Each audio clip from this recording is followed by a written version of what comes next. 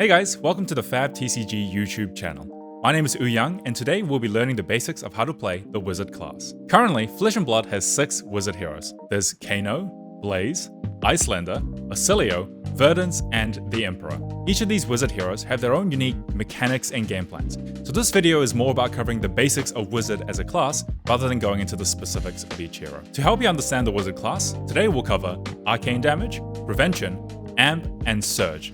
And then we'll go over some general strategy on how to play. And then once we're done, you should have everything you need to know to get the Aether flowing with any of these Wizard heroes. So let's jump into it. Wizards don't play like your typical class. Rather than swinging a sword or firing an arrow, they cast spells through non-attack action cards, which have Arcane Damage effects. Arcane Damage is an effect, not an attack. So, it can't be blocked like your traditional attack with the defense values on your cards. So how do we stop Arcane Damage, you ask? The answer is Prevention. Arcane Damage can only be prevented. This can be achieved via cards with prevention effects, such as Oasis Respite, Triptolite Fantastic, and equipment like Runaways. There are also auras like Sigil of Sanctuary, which has Arcane Shelter 1, which means if you would be dealt Arcane Damage, you would prevent one of that damage.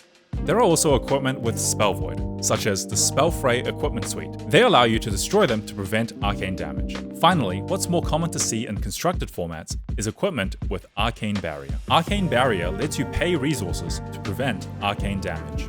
Unlike the other sources of prevention we've talked about before, Arcane Barrier sticks around and can be used multiple times throughout the course of a game. It is important to note that Arcane Barrier can only be used once per source of Arcane Damage. So, for example, if I only have one Arcane Barrier and my opponent deals 3 Arcane Damage to me, I can only pitch one resource to prevent one of that Arcane Damage. But instead, if I had 3 Arcane Barrier, then I could pitch 3 resources to prevent all 3 of that Arcane Damage. So again, it's important to remember that Arcane Barrier can only be used once per source of Arcane Damage. For example, if you're versing Viserai and they have 6 rune chants, and you only have 1 Arcane Barrier, you can use your 1 Arcane Barrier to prevent all 6 of their rune chants. Why? This is because each rune chant is its own source of Arcane Damage. Unlike, for example, Voltic Bolt, which will deal 5 Arcane Damage from a singular source, so Arcane Barrier 1 can only prevent 1 of that damage.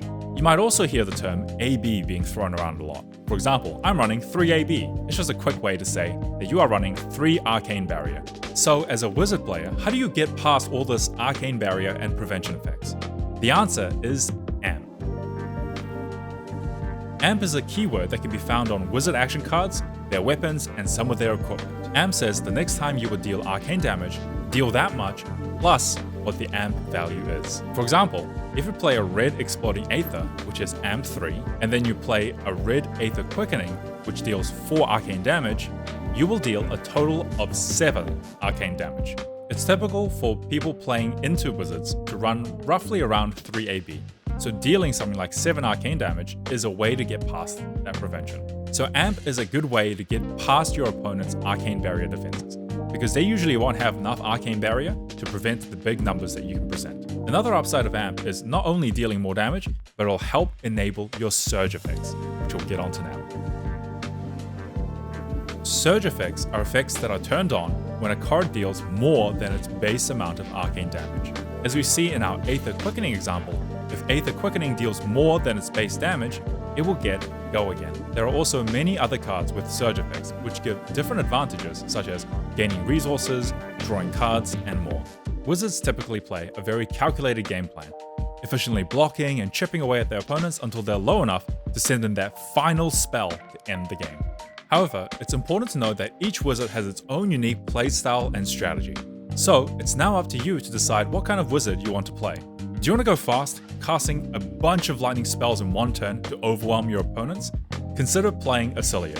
Or do you prefer a much more controlled game plan, blocking, gaining life, and planting the seeds to your inevitable victory?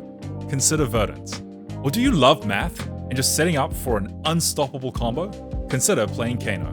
Whichever hero you choose, the Wizard class provides fun and rewarding gameplay. So I really hope that you can get out there and give it a try yourself at your local game stores.